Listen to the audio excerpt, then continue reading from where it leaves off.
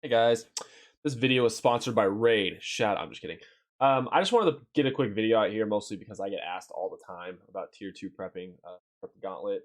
There's a lot of guides out there. This is not a guide as far as the mechanics of the gauntlet, or things like that.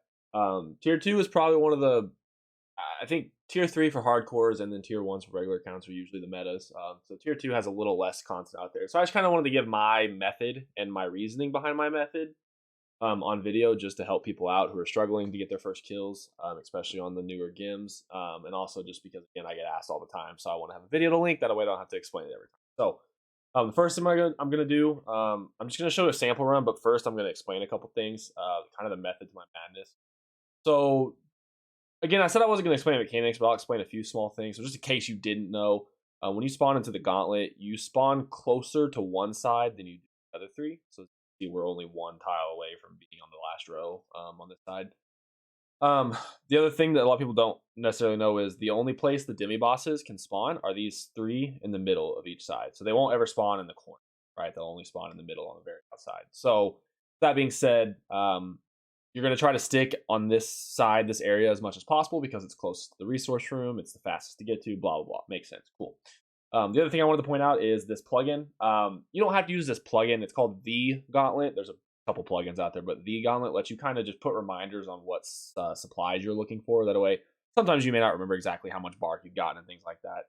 The other thing is 500 shards. Now, I think most people know you need 500 shards for a tier 2 run. One thing I like to point out is on my first rotation around, which I'll explain here in a second, I am looking for 100 shards. That is to make a tier 2 weapon, and that is to make 2 vials, right? And I'll explain why as I go, but that's your goal. And obviously a weapon frame as well. So weapon frame and 100 shards is your bare minimum. You don't get that on your first rotation, restart.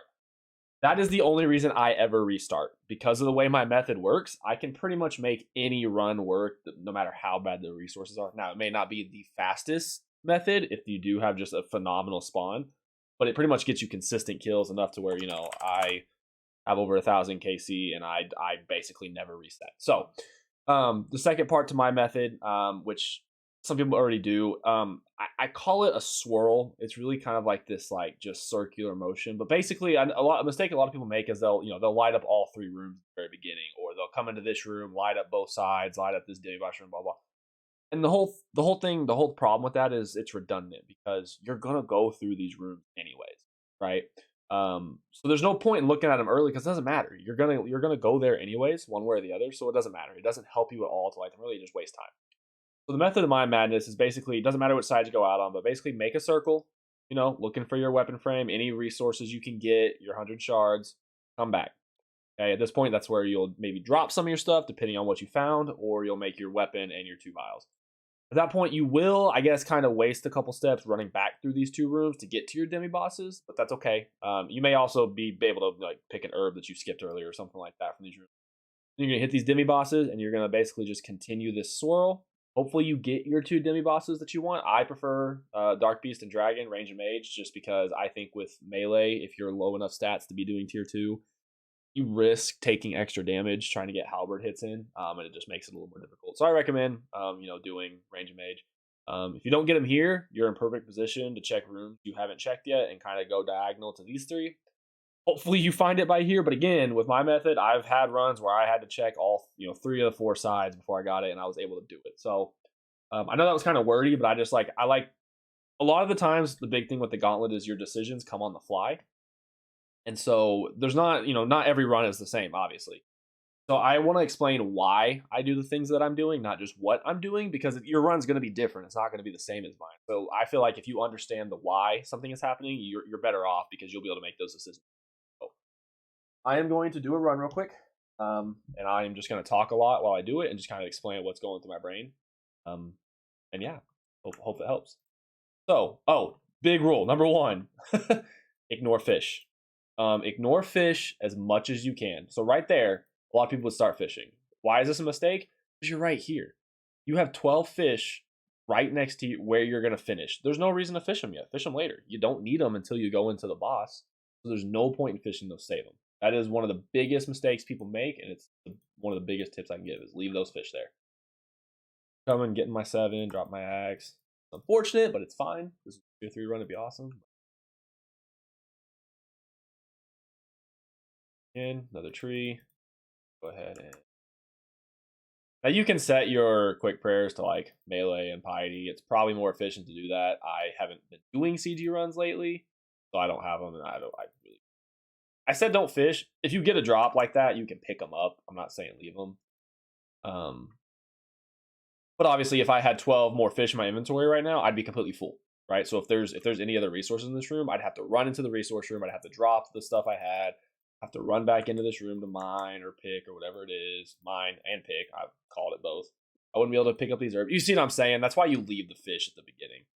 This is actually a pretty good run. I'll explain why. One of the biggest decisions you have to make at the end of this first little loop is you have to decide what do you drop and what do you not. Because we have 12 fish right to the spawn, I'm not going to drop much.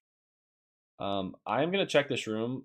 Oh, that worked out. But I don't have shards. This is a very bad run for shards. That sucks, actually. We'll be all right. Maybe we'll get some from this mining deposit. As long as we get 80. 100 is preferred for sure. Oh, okay. I was about to say, this is painful. We got it. All right. So we're only going to make one vial. That's okay.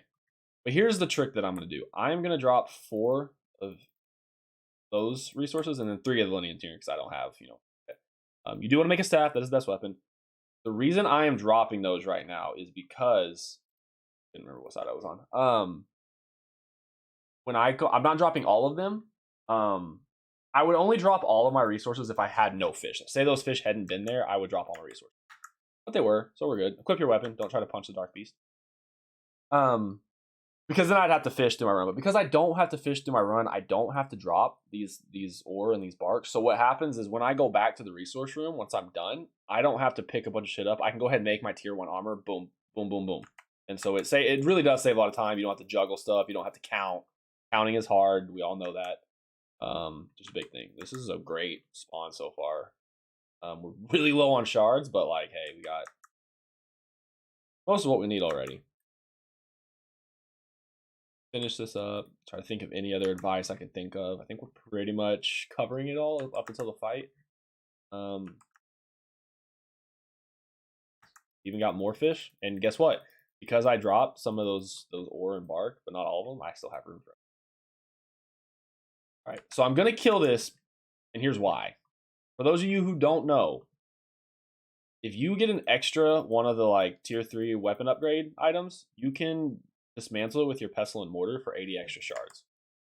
Because you might be thinking, oh, well, these only drop 40, 50 shards when you kill them. But you get an extra 80 from the item, and so you really get like 130 shards.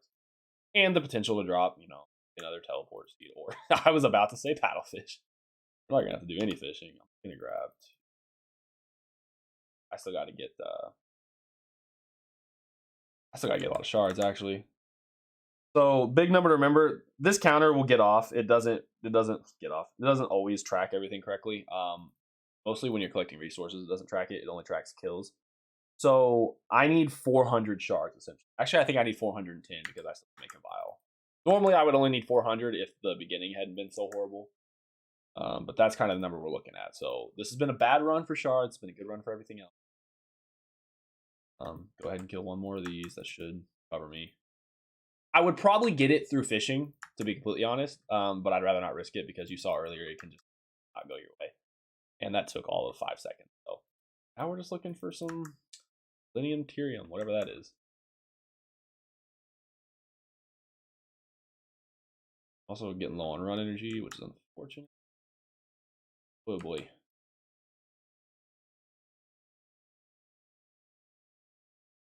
There we go. Okay, no big deal. And we're going to end up having to drop something. We're going to drop a fish. We have plenty of those. Oh, I haven't... did I dismantle? I did dismantle the spike. I can't drop the pestle. So I'm talking about those on-the-fly decisions you gotta think. Normally I'd be done with the pestle and mortar, but I'm not. So this is kind of scuffed what I'm doing right now. But I'm going to go ahead and just get... I have time. I have 2 minutes. I'm going to go ahead and get my vials done. Just to clear my inventory up a little bit and not make it look so cluttered. You don't have to do that. That's totally my preference. But now, so here's what I'm talking about. Now I can go in here and I just immediately make tier 1 in my weapons. And I didn't have to drop and juggle anything. And now it's just a bunch of spam clicking, finish it off. Look at this. We have over a minute and a half left and we're done other than fishing and cooking. So, seems like a lot. The other thing I want to point out, mark these tiles at some point in your run. I'll explain why as the fight progresses, but you really want to mark these tiles. They're 2 away from the center. I'll go ahead and start saying it now. The other big thing you need to know for the fight that a lot of people don't do, they make, Unlift needs to be in a corner. Preferably 1 tile away from each wall in the corner, but even if you can get it 1 and 2 or something like that, you're okay. But not in the middle. Just trust me, not in the middle. And that's not a range.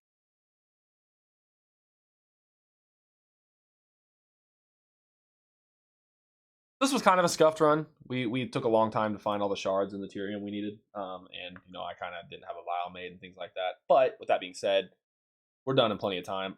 Another thing you can do, in case you don't know, you can use extra shards to make your fish basically into Karambwans. That does reduce how much they heal. They only heal 16, but it has the same effect of a Karambwan. You can combo eat, you can stop attacking later. So I'm going to try to catch him in a corner. Yes, this is kind of wasting time, but worth it. And yes, I do personally still use the Hunlift counter. I screwed that up. Don't do what I just did. I should have waited till I got all the way in the corner to go against the back wall, because now he's not all the way in the corner like I need him to be. So don't make that mistake. But it's still okay. This is still okay. Not ideal, but it's okay. I think I'm in a UK world. I'm in a UK world. Okay. Number 1 tip for Corrupted Gauntlet: don't be in a world with 120 ping. Okay, so while we're kind of in the earlier part of the fight, I'll explain these tiles real quick. Again, I wish he was 1 more tile at least over towards the wall, or 2 preferably. Not. But at 350 HP, he will go into what I just call the enraged mode. These red tiles start spawning faster. They flip to orange faster. He spawns more tornadoes, things like that. But also where he spawns his orange tiles changes.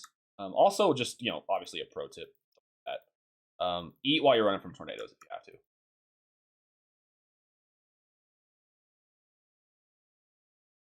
But when he starts spawning everything faster, these tiles are always safe. They're obviously not safe right now, but once he enrages, these tiles are always safe. So they can kind of be your source of truth. But the reason you don't want him in the middle, the reason you want him in a corner, is because towards the end, and I'll show you, when he starts spawning, some of those tougher orange tiles, there's nowhere to go. And if you run behind him, he spawns and flips those orange tiles around so fast that you're not going to get out. You never want to run behind him. Honestly, this position isn't bad. It may get a little scuffed towards the end because you'll notice there'll be a couple patterns. About to find out. So like right now, if he was in the middle, imagine if he was in the middle, you'd have nowhere to go. No, where do you run? You have only the outside to run. And then imagine you're back here and this happens. Boom, perfect example. You're behind the Hunlift, you have nowhere to go.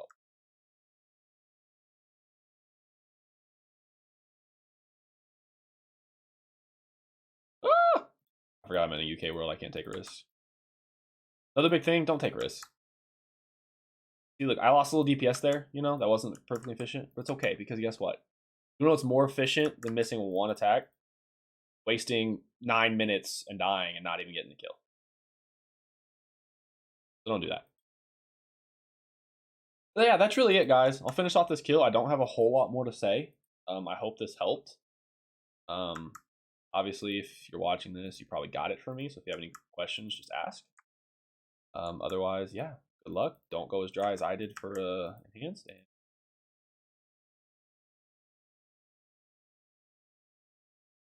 we can noodle staff this a little bit. And as you notice, I don't have Chambers Prayers. Like, this is, very scuffed setup. I do have 99 range, only 88 magic. Yeah, that's a Corrupted Gauntlet. Then you get your enhanced seed. I lied.